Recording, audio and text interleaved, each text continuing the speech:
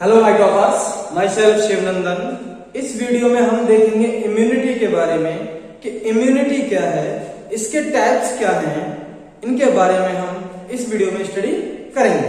तो टॉपिक हमारा कौन सा है? इम्यूनिटी।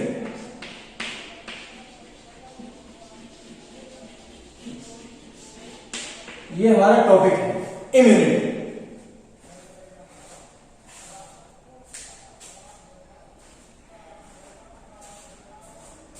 देखिए इम्यूनिटी, ये इम्यूनिटी IMMUNITY, इम्यूनिटी एक ऐसी एबिलिटी है ऑर्गेनिजम्स की, किसी होस्ट की बॉडी की या ऑर्गेनिज्म की बॉडी की एक ऐसी एबिलिटी है, एक ऐसी योग्यता है, ताकत है, जिससे कि वो डिसीज कॉजिंग एजेंट से आसानी से लड़ सकता है। तो इस एबिलिटी को हम क्या कहते हैं? इम्यूनिटी। तो आप डेफिनेशन लिख सकते हैं इसकी, द एबिलिटी ऑफ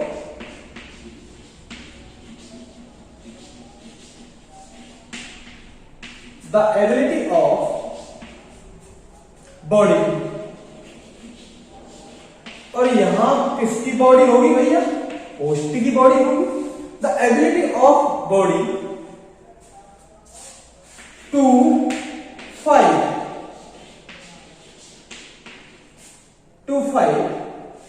against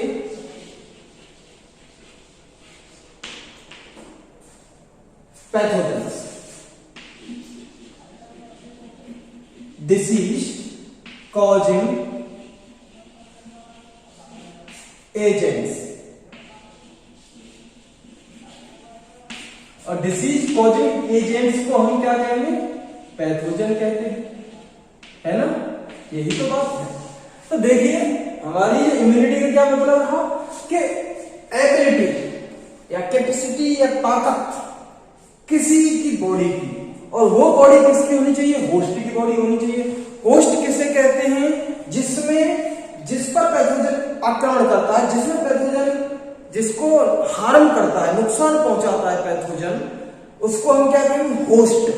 तो होस्ट की बॉडी की ऐसी एबिलिटी जो पैथोजन से फाइट करती है, डिसीज कॉजिंग एजेंट से लड़ती है, उस एबिलिटी को हम क्या कहते हैं?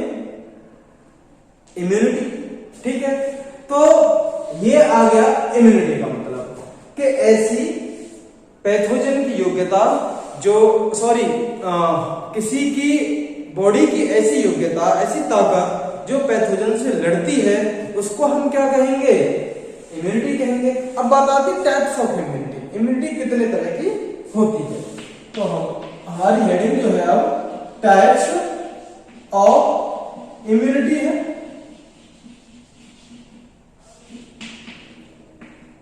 इम्यूनिटी के टाइप्स कौन कौन से हैं? जैसे एक तो बचपन से ही होती है, जन्म लेने से ही होती है, उसे हम क्या कहेंगे? Innate immunity. और एक ऐसी होती है जो जन्म के बाद होती है, उसे हम क्या कहते हैं? Acquired immunity. तो पहली वाली कौन सी है हमारी? Innate immunity.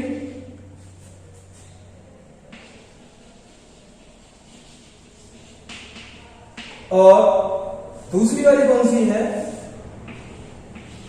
Acquired immunity. Acquired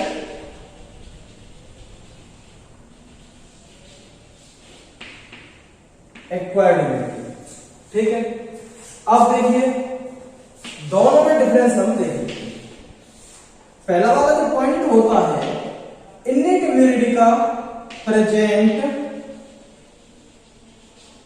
since birth, ये जन्म से ही प्रेजेंट होती है। कौन? Acquired immunity. एक्वायर्ड इम्यूनिटी जन्म से प्रेजेंट होती है, पैदा हुआ एक्वायर्ड इम्यूनिटी के साथ, लेकिन इन्नेट इम्यूनिटी के साथ।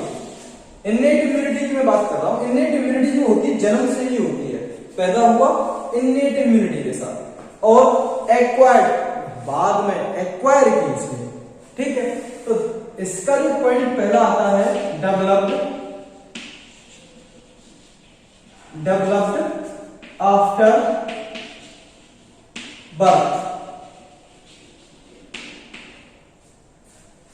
जन्म के बाद जो डेवलप होती है उसे हम क्या कहते हैं, एक्वायर्ड इम्यूनिटी। ठीक है, अच्छा जन्म के साथ है, जैसे ही पैदा हुए जभी प्रेजेंट है इन्नेट इम्यूनिटी, और जन्म के बाद एक्वायर्ड इम्यूनिटी।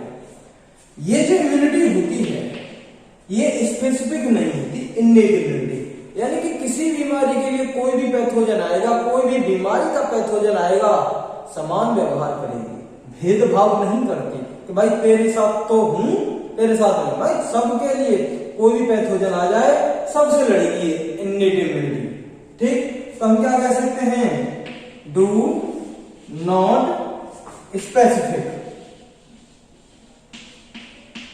ये स्पेसिफिक नहीं है। ठीक है, कौन सी, इन्नेट इम्यूनिटी, यहां पर डज नॉट कर देंगे तो ज्यादा बढ़िया है, क्योंकि एक ही की बात कर रहे हैं, डज नॉट स्पेसिफिक। और ये जो होती है acquired immunity, it is specific, it is specific, किसी पर्टिकुलर डिसीज के लिए स्पेसिफिक रहेगी, पर्टिकुलर डिसीज के पैथोजन को ही मारेंगे और दूसरे को नहीं मारेंगे। ठीक है, फिर बाद में दूसरे के लिए भी डेवलप हो जाते हैं, वो उसके आगे प्रोसीजर है, उसके बारे में हम बात करेंगे।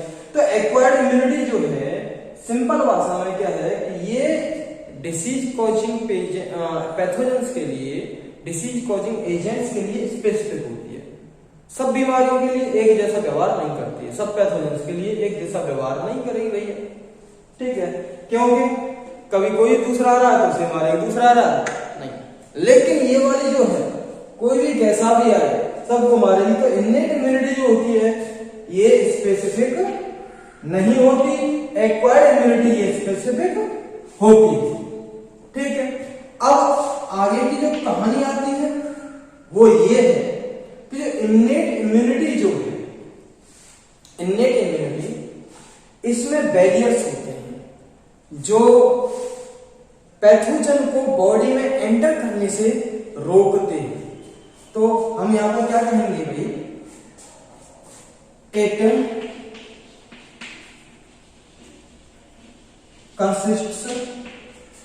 Consists of 4 types barriers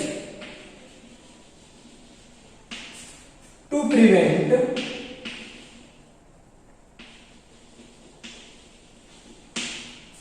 enter of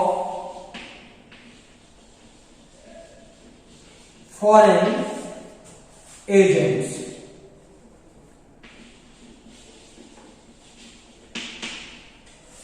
ये 4 तरह के बैरियर से मिलकर बनती हैं। कौन, इन्नेट इम्यूनिटी 4 तरह के बैरियर से मिलकर बनेगी। और क्या काम करते हैं, जो फॉरेन पार्टिकल्स आते हैं, फॉरेन एजेंट्स आते हैं, फॉरेन पैथोजेंस आते हैं, उनको बॉडी में एंटर करने से रोकती है। भैया रुक जाओ, हम भी हैं यहाँ पर। ठीक है, तो अभी थोड़ा सा जो पढ़ा है उसको हम देख लेते हैं। इम्यूनिटी किसे कहते हैं, रोगों से लड़ने की ताकत को इम्यूनिटी कहते हैं। ठीक है, उसे हम इम्यूनिटी कह रहे हैं। कितने तरह की होती है, 2 तरह की होती है, इन्नेट इम्यूनिटी और एक्वायर्ड इम्यूनिटी। इन्नेट इम्यूनिटी किसे कहते हैं, सीधी बात है, इन्नेट इम्यूनिटी जो जन्म से प्रेजेंट होती है। इन्नेट इम्यूनिटी कहेंगे जो जन्म के बाद होती है, यानी पैदा हो गए, बड़े हो रहे हैं, अब इम्यूनिटी आ रही है, तो उसे हम क्या कहेंगे, एक्वायर्ड इम्यूनिटी कहेंगे। अब ये इन्नेट इम्यूनिटी स्पेसिफिक नहीं होती और एक्वायर्ड इम्यूनिटी स्पेसिफिक होती है। इन्नेट इम्यूनिटी जो है 4 तरह के बैरियर से मिलकर बनती है, जो फॉरेन एजेंट्स को आने से रोकते हैं। ठीक है, ये हमारी कहानी हो जाती है, किसकी हो जाती है, इम्यूनिटी। अब इन्नेट इम्यूनिटी में वो 4 तरह के बैरियर्स के बारे में हम पढ़ेंगे कि 4 तरह के बैरियर्स हमारे कौन कौन से हैं। इनके बारे में हम पढ़ लेते हैं। किसमें पढ़ेंगे बताइए भाई, इन्नेट इम्यूनिटी के बैरियर में होते हैं या फिर एक्वायर्ड इम्यूनिटी के बैरियर होते हैं? बोलो जरा बोलो। इन्नेट इम्यूनिटी के बैरियर होते हैं, उनके बारे में चर्चा करेंगे, क्योंकि आप खर्चा कर रहे हैं टाइम का। जब आप टाइम का खर्चा कर रहे हैं तो हम चर्चा भी कर रहे हैं। तो देखिए barriers of innate immunity.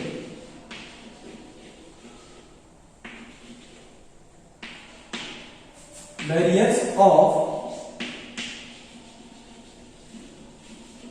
Innate immunity.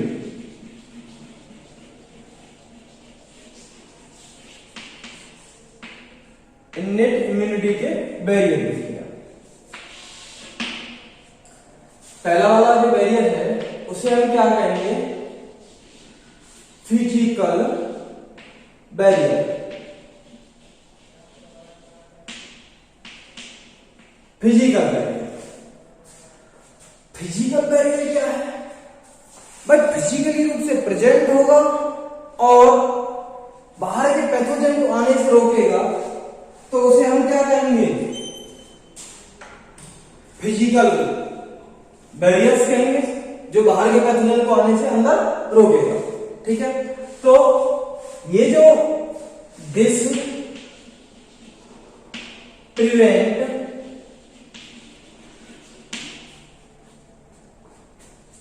Enter of pathogens inside the body. Inside body ये जो बैरियर है ये पैथोजन को बॉडी के अंदर आने से रोकता है। कौन सा? Physical barrier. एग्जाम्पल देखें हम, क्या है? स्किन है हमारी स्किन भाई, ये स्किन है, ये हमारी स्किन है, अंदर आने से रोक रही है। किसको रोक रही है? डिसीज कॉजिंग एजेंट्स को बॉडी में अंदर आने से रोक रही है। तो ये बैरियर का काम कर रही है। इसका मतलब ये इम्यूनिटी बना रही है, ये हमें ताकत बना रही है कि डिसीज कॉजिंग एजेंट्स हमारे अंदर ना आए, और अगर वो नहीं आएंगे तो बीमारी नहीं होगी। ठीक है, तो जैसे स्किन है, mucus coating epithelium,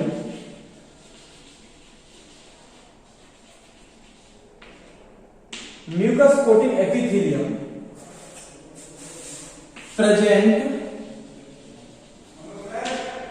mucus coating epithelium present respiration, respiratory, digestive,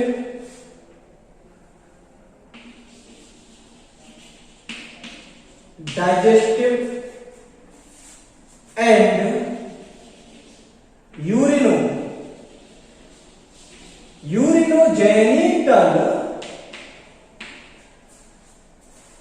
urinogenital tracts of. तो ये यूरिनोजेनिटल ट्रैक्ट्स हैं, ट्यूब है, वहां पर भी हमारा म्यूकस कोटिंग एपिथेलियम प्रेजेंट है। रेस्पिरेटरी ट्रैक्ट है, वहां पर ये म्यूकस कोटिंग एपिथेलियम प्रेजेंट है। डाइजेस्टिव ट्रैक्ट है, जो पाचन नली है, उसमें भी ये म्यूकस कोटिंग एपिथेलियम प्रेजेंट है। तो ये म्यूकस कोटिंग प्रेजेंट क्या काम करती है? Which prevent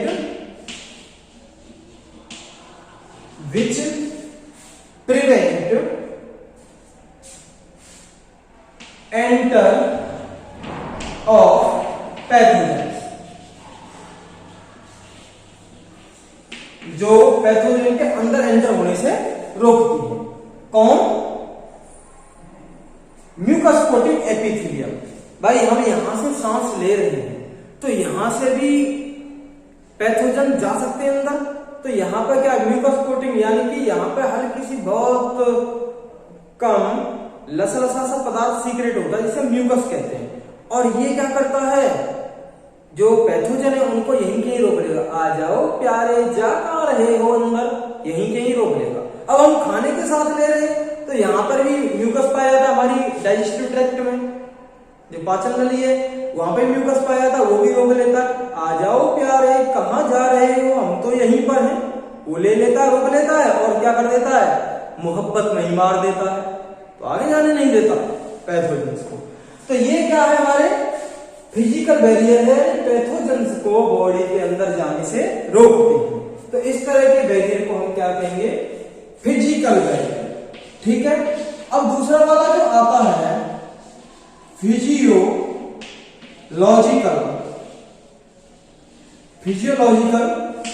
barrier. Physiological barrier कैसे होते हैं भैया, ये देखते हैं। ये फिजियोलॉजिकल बैरियर है, ये फिजिकल बैरियर था हमारा। फिजियोलॉजिकल बैरियर, आपके आंख में कभी मान लीजिए मच्छर ने लात मार दी, या फिर पूरा का पूरा मच्छर ही गिर जाता है या कोई कीड़ा गिर जाता है, तो बिना ही इमोशंस के रोने लगते हैं, आंसू निकलने लगते हैं कि नहीं। और उन आंसू में लाइसोजाइम एंजाइम होता है और वो क्या करता है, उस पैथोजन को, उसमें जो भी हार्मफुल चीजें उनको खत्म करता है, यानी कि हमारी आंख को डैमेज होने से बचाता है। और हम नॉर्मल आंखों से देख रहे हैं और पैथोजन बहुत माइक्रो ऑर्गेनिज्म में दिख नहीं रहे, और वो कैसे भी आंख में आ गए तो हमारा टीयर्स है ना, वो हल्के हल्के सिगरेट हैं, मार देंगे।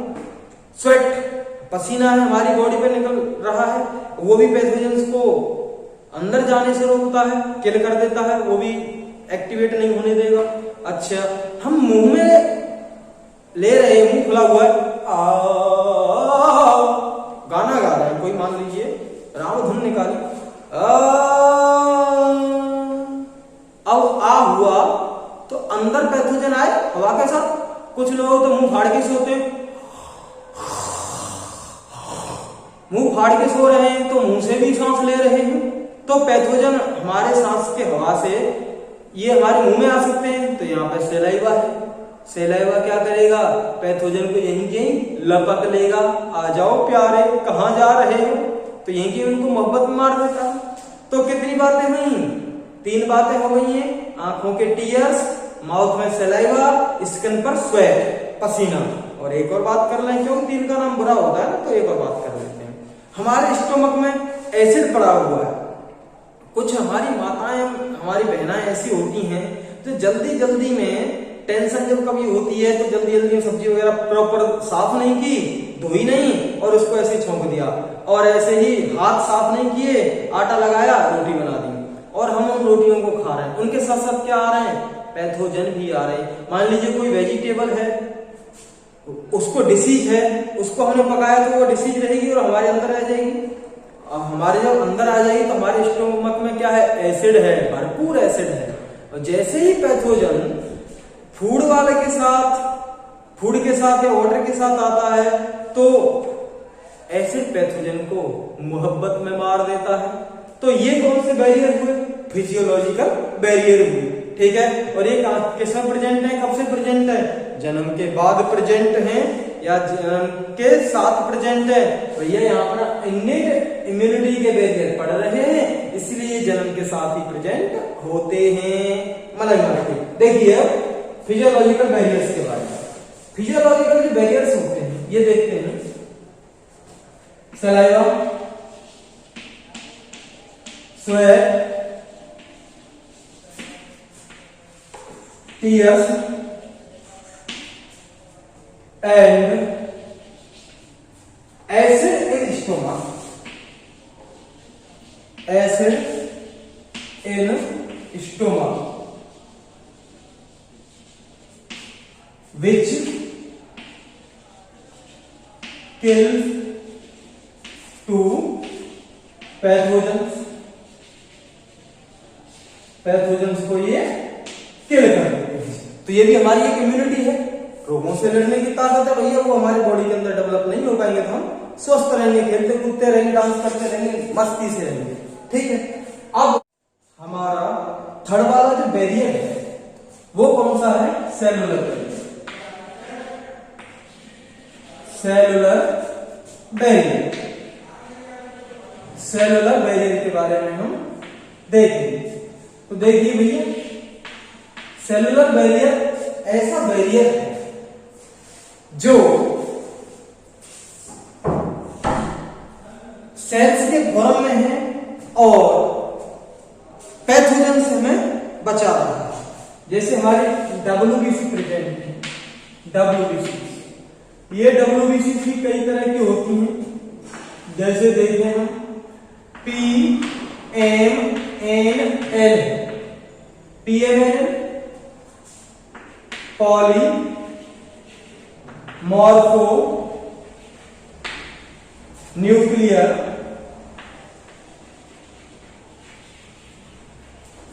Polymorpho nuclear leukocytes.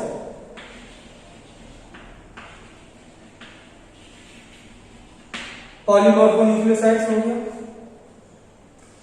दूसरी वाली बात क्या है? Monocytes and natural killer lymphocytes.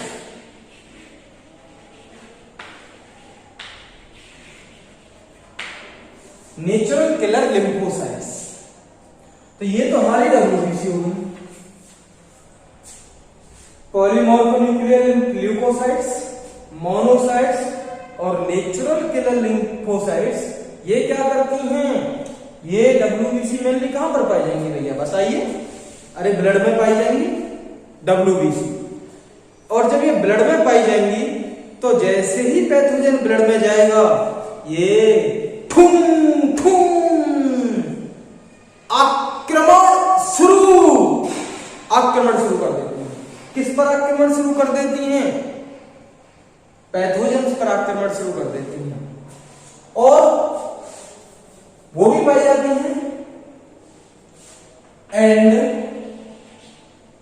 Phagocytes अलग, वो अलग किस्म में पाई जाती हैं। लिम्फ्स वगैरह में पाई जाती है। लिम्फ जो होता है प्रेजेंट इन टिश्यू एंड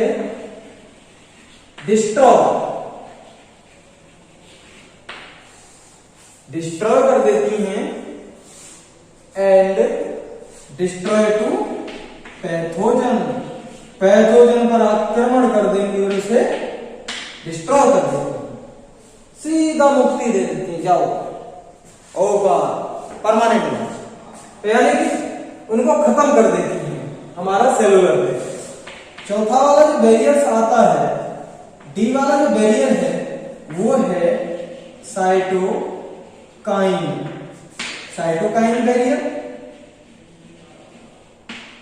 अब साइटोकाइन बैरियर के बारे में देख लेते हैं भैया। कुछ हमारी सेल्स हो, भाई सेल्स आपने देखा होगा ऐसे तो पड़ी रहती है, एक दूसरे के साथ पड़ी होती है sales.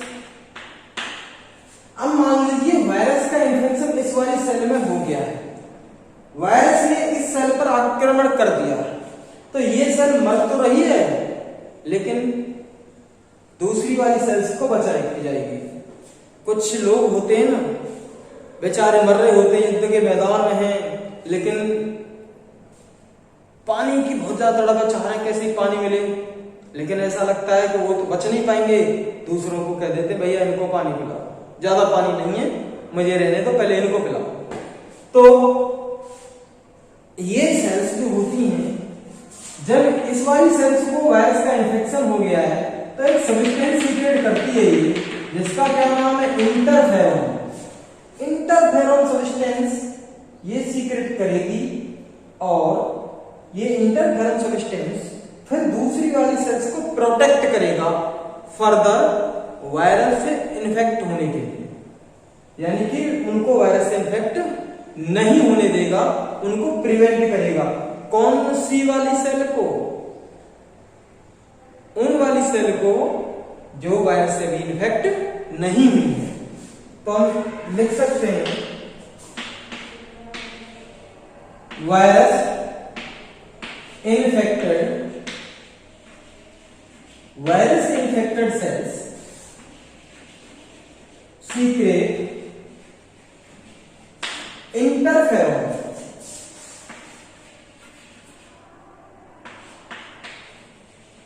viral infected cells secrete interferon which prevent जो बचाता है which prevent non infected cells from further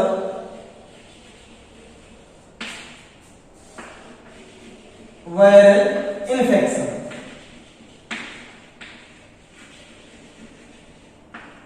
further virus से इन्फेक्शन होने से फिर वो नॉन इन्फेक्टेड सेल्स को बचाता है। कौन बचाता है? Interferon substance. इंटरफेरोन सब्सटेंस किससे सीक्रेट हुआ है? वायरस इन्फेक्टेड सेल से सीक्रेट हुआ है। ठीक है, तो इसको हम क्या कहेंगे? Cytokine barrier. इसको हम साइटोकाइन बैरियर कहते हैं। Cytokine barrier KIN। ठीक, तो ये हमारे बैरियर थे। बैरियर किसके थे? इन्नेट इम्यूनिटी के थे। इन्नेट इम्यूनिटी किसको कह रहे हैं? सीधी सी वाली बात, जो जन्म से इम्यूनिटी होती है उसको हम क्या कहते हैं? इन्नेट इम्यूनिटी कहते हैं। माँ बाप से जो बच्चों में इम्यूनिटी जाती है, जन्म से जो इम्यूनिटी होती है उसे हम इन्नेट इम्यूनिटी कहते हैं। तो ये हमारी इन्नेट इम्यूनिटी थी और उसके बैरियर्स। अब हम देखते हैं एक्वायर्ड इम्यूनिटी को, क्योंकि हमने इन्नेट इम्यूनिटी देख ली है। तो हमारी जो सेकेंडरी की टाइप थी एक्वायर्ड इम्यूनिटी।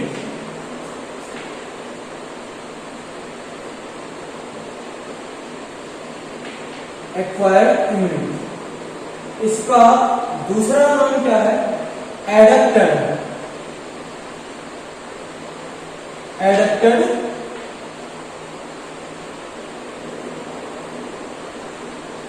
इम्यूनिटी इसका दूसरा नाम। ठीक, एक्वायर्ड इम्यूनिटी या फिर एडप्टेड इम्यूनिटी जन्म के बाद एक्वायर की जाती है, तो इसे हम क्या कहेंगे? एक्वायर्ड इम्यूनिटी, यानी कि जन्म के बाद ये हमारी बॉडी में डेवलप होती है और ये स्पेसिफिक इम्यूनिटी है। अब इसमें प्रोसीजर देखें तो हम पहला वाला क्या लिख देंगे? Develop after birth. मैंने हालांकि पहले भी आपको बता दिया। दूसरा वाला specific as,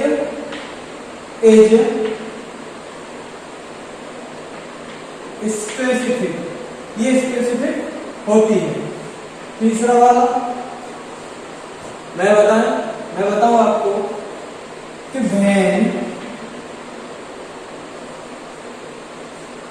pathogen enter in body,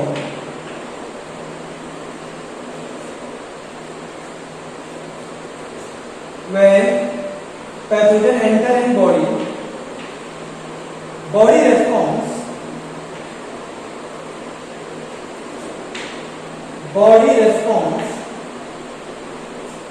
in low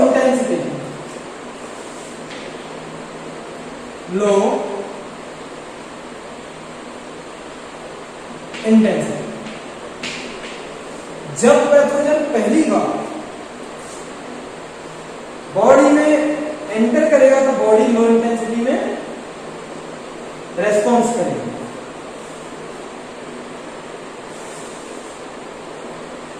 यहां पर थोड़ा सा और इसे लिखना है, व्हेन फर्स्ट टाइम, ये लिखना जरूरी है।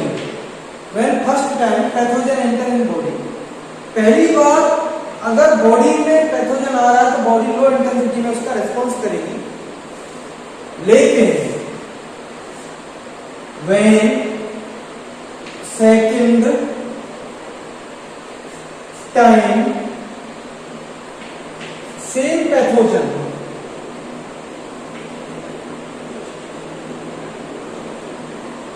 when second time same pathogen enter in body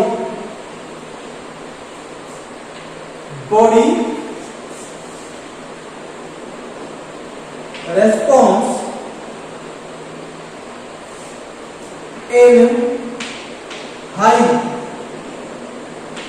intensity.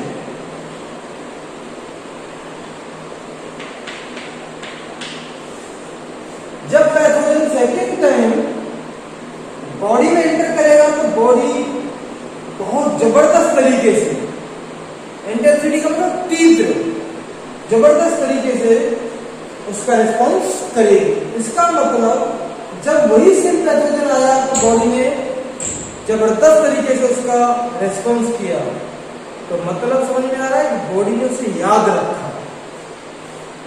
Therefore hence या therefore body appears remember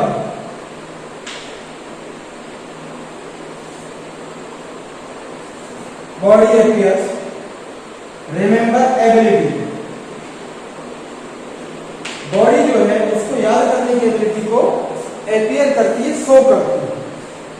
तो ये जो हमारी जो है, मैंने यहाँ पर लिखा है कि इट इज स्पेसिफिक। जब सेम पैथोजन आ रहा है तो उसने बॉडी ने उसको रिमेम्बर किया और उसे याद रखा, तो इसके लिए क्या हुआ कि ये जो एडेप्टेड इम्यूनिटी है या एक्वायर्ड इम्यूनिटी है, ये स्पेसिफिक उसी पैथोजन के लिए डेवलप हुई है। जब उस पैथोजन ने सेकेंड टाइम हमारी बॉडी में एंट्री मारी तो उसको जबरदस्त विरोध का सामना करना पड़ा। तो ये हो गया बात। आप देखते हैं कि एक्वायर्ड इम्यूनिटी या एडेप्टेड इम्यूनिटी के लिए हमारी दो तरह की सेल्स हैं जो इसके लिए रिस्पॉन्स करती हैं। एक बी लिम्फोसाइट्स या बी सेल्स कहते हैं और एक टी लिम्फोसाइट्स जिनको हम क्या कहते हैं, टी सेल्स कहते हैं। तो हम कह सकते हैं इम्यून रेस्पॉन्स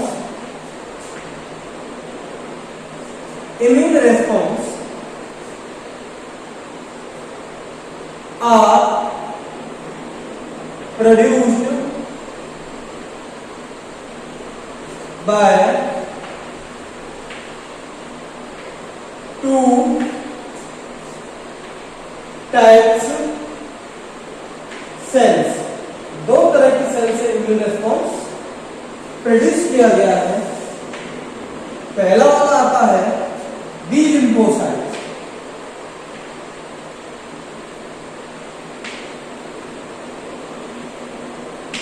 बी लिम्फोसाइट्स और बी सेल्स, ठीक। अब बी लिम्फोसाइट्स या बी सेल्स क्या होता है, क्या होता है? ये दीज सेल्स, ये सेल्स में बहुत ज्यादा प्रोटीन बनाती हैं। उन प्रोटीन को हम क्या कहेंगे, antibodies. These cells produce army of protein, यानी कि बहुत ज्यादा क्वांटिटी में प्रोटीन बनाएगी। Army of protein called antibodies.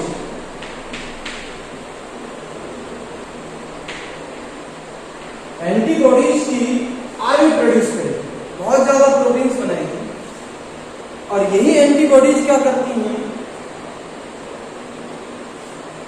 Destroy करती हैं pathogen, which destroy to pathogen। To pathogen, pathogen को डिस्ट्रॉय करते हैं। दूसरी वाली जो आती है वो है टी लिम्फोसाइट्स और टी सेल्स। टी लिम्फोसाइट्स और टी सेल्स क्या होती हैं?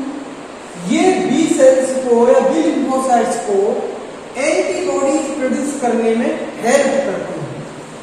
These sales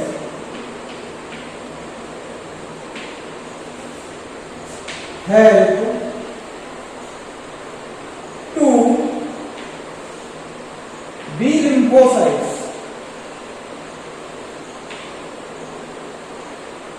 B lymphocytes to produce antibodies.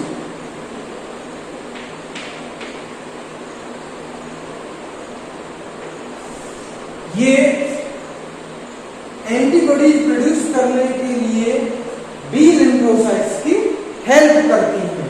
कौन? टी लिम्फोसाइट्स है टी सेल्स। तो दो तरह की हमारी सेल्स में, मैंने बताया था दो तरह की सेल्स में जो इम्यून रेस्पॉन्स में हेल्प करके इम्यून रेस्पॉन्स ये प्रोड्यूस किया जाता है। मैंने बताया था पहली बार आया, आने दो कोई बात नहीं, लो इंटेंसिटी दिखाई हमारी कोई, लेकिन अगर वो इससे दूसरी बार आ गया ठुम फोड़ दिया जाता है, ढंग से अटैक किया जाता है। तो ये जो अटैक है कौन सी प्रोटीन्स की आर्मी से किया जाता है? एंटीबॉडी जिनका नाम होता है। एंटीबॉडी से फिर पैथोजन को डिस्ट्रॉय कर दिया जाता है। ठीक है। अब इम्यूनिटी जो है एक्वायर्ड इम्यूनिटी में मेनली दो तरह की इम्यूनिटी इसमें देखी गई है। एक्वायर्ड इम्यूनिटी जो है एक, इसमें दो तरह की इम्यूनिटी को हम देख रहे हैं। इसके बेसिस पर अपनी बॉडी में, जैसे अगर लिम्फ है या फिर हमारा ब्लड है तो वो लिक्विड फॉर्म में है, तो ह्यूमरल इम्यूनिटी कहेंगे उसे। तो वहां पर क्या होता है, ये एंटीबॉडीज एनकाउंटर करती हैं पैथोजन का, और एक तो ये हमारी इम्यूनिटी हो जाएगी। तो इनको हम क्या कहते हैं? इनको जो इस तरह की इम्यूनिटी है इसको हम कहेंगे एंटीबॉडीज मीडिएटेड इम्यूनिटी। यहां पर ये लिख लें antibody mediated antibody mediated immunity.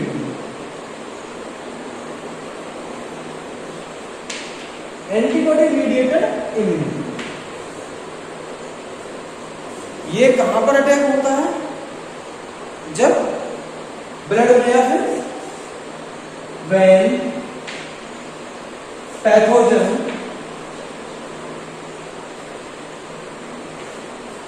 Enter in blood. जब पैथोजन ब्लड में एंटर करता है और lymph antibody encounter to pathogen.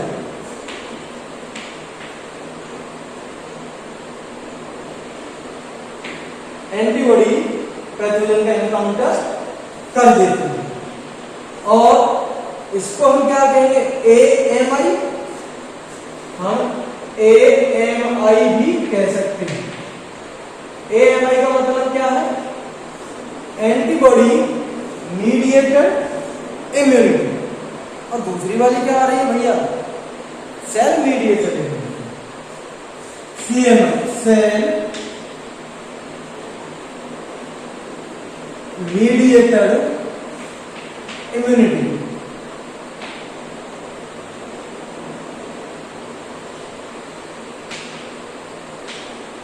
Cell mediated immunity कैसे? इसको हम क्या कहेंगे? CMI। CMI कहेंगे इसको, सेल मीडिएटेड इम्यूनिटी। तो ये ऐसी इम्यूनिटी जो सेल्स से होती है। अगर मान लीजिए कोई ऑर्गन है, ऑर्गन ट्रांसप्लांट किया है, तो कभी कभी किडनी उनको रिजेक्ट कर दिया जाता है। तो इस तरह की इम्यूनिटी में सेल्स में ये पहचानने की ताकत होती है कि वो हमारी सेल्स में या कोई दूसरी सेल्स में, और अगर कोई दूसरी सेल्स हमारी बॉडी में लग रही है, मान लीजिए किडनी है, किडनी किसी दूसरी हमारी बॉडी के अलावा किसी दूसरे की बॉडी की सेल्स से मिलकर बन रही है वो किडनी, या किसी दूसरे की किडनी को हम अपनी बॉडी में ले रहे हैं, तो हमारी सेल्स आइडेंटिफाई कर सकती हैं कि वो हमारी बॉडी की सेल्स है या किसी दूसरे बॉडी की सेल्स है। और अगर किसी दूसरे बॉडी की सेल्स को हमने लगा दिया तो उसे रिजेक्ट करती है। ठीक है, तो इसको हम क्या कहेंगे? Cell mediated immunity. ठीक, atom occurred by T lymphocytes।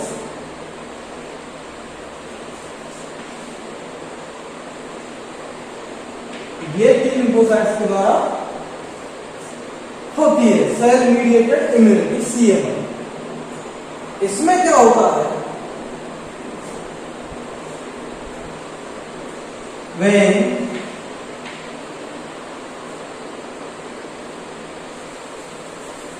these cells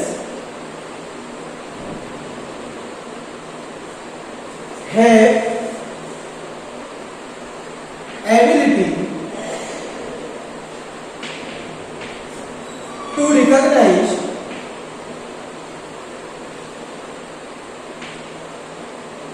these cells have ability to recognize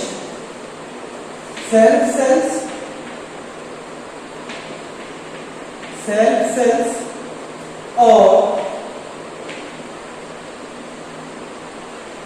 foreign cells and responsible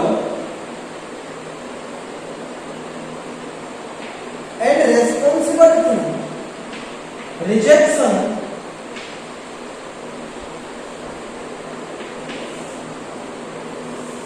organ transplant।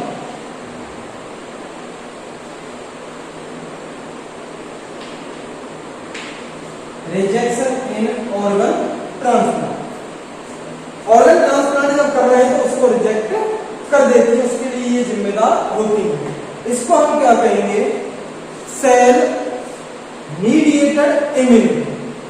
Cell mediated immunity जो है किसके द्वारा होती है? T lymphocytes के द्वारा होती है। मान लीजिए किसी का किडनी लगा ली, पता चला अपनी बॉडी ने उससे रिजेक्ट कर दिया है, किससे करती है? उसको हम क्या कहेंगे? Cell mediated immunity.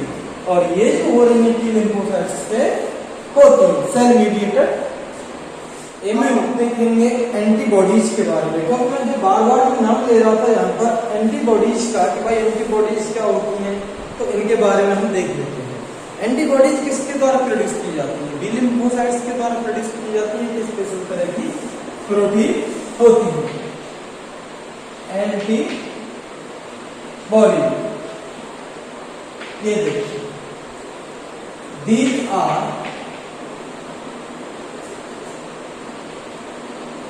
Antibody.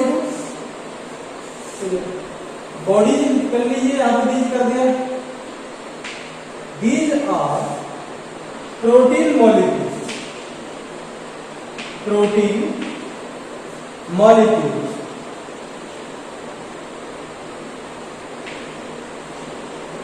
Called,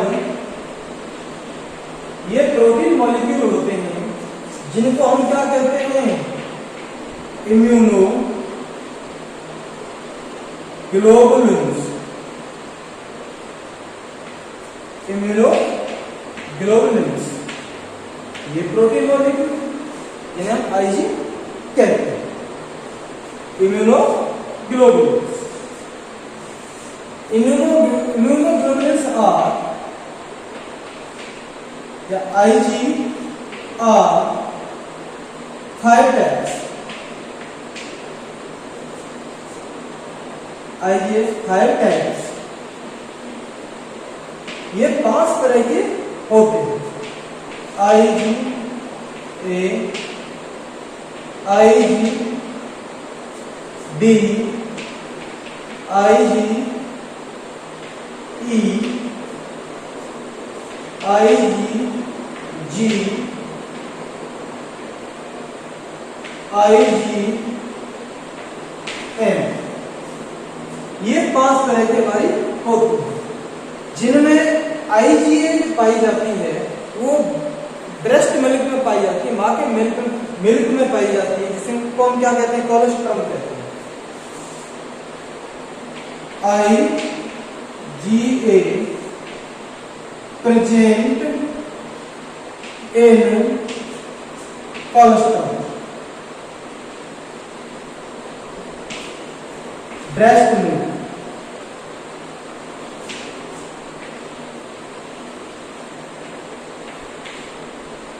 और इनमें जो IgG होती है ये मोस्ट प्रिवेलेंट है और ये लगभग 75 to 80% पाई जाती है, बहुत ज्यादा पाई जाती है, सबसे ज्यादा रोल प्ले करती है हमारी बॉडी में। IgG is most prevalent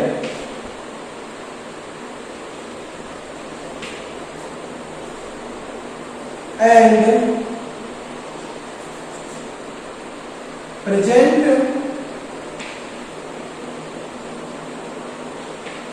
75% to 80%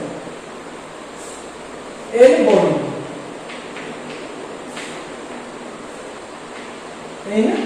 body, तो सबसे ज्यादा जो रोल प्ले कर रही है वो है हमारी IgG।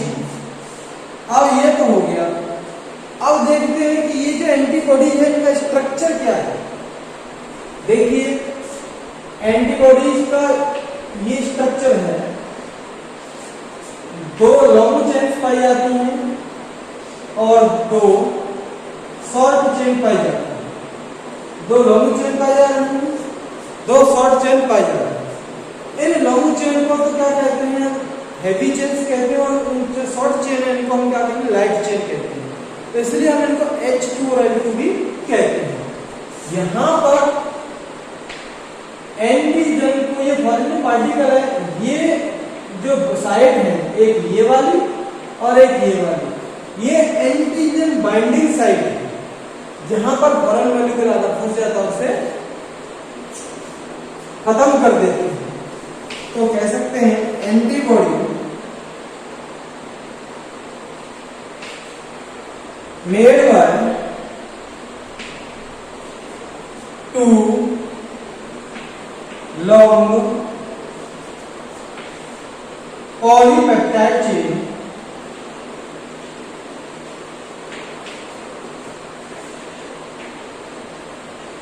called heavy chain। इसको यहां पे लिखने दोबारा से, called heavy chain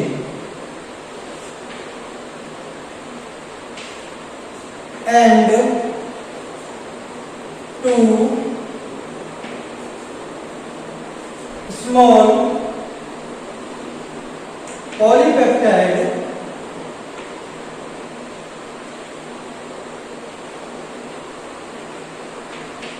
chain called light chain।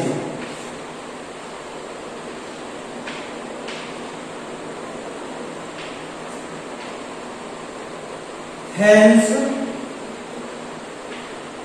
Antibody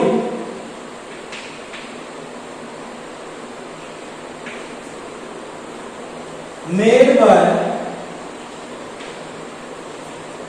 to H2 और L2।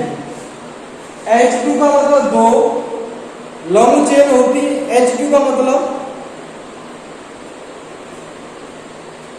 ये यहां पर H2 का मतलब क्या आ जाएगा, हैवी चेन, दो हैवी चेन एक और दो H2, और L2 का मतलब दो लाइट चेन एक और ये। तो हम कह सकते हैं या फिर ये भी हम कह सकते हैं कि एंटीबॉडी रिप्रेजेंट किया किससे की जा रही है, H2 और L2 से। Antibody represented by H2 L2, H2 L2 से L2 से एंटीबॉडी रिप्रेजेंट की जा रही है। तो ये हमारे एंटीबॉडीज का मसला था। अच्छा सुनो, सब्सक्राइब करते वक्त ना घंटी बजा देना, ताकि जब मैं ऑनलाइन आऊं तो तुम्हारे फोन की भी घंटी बजे।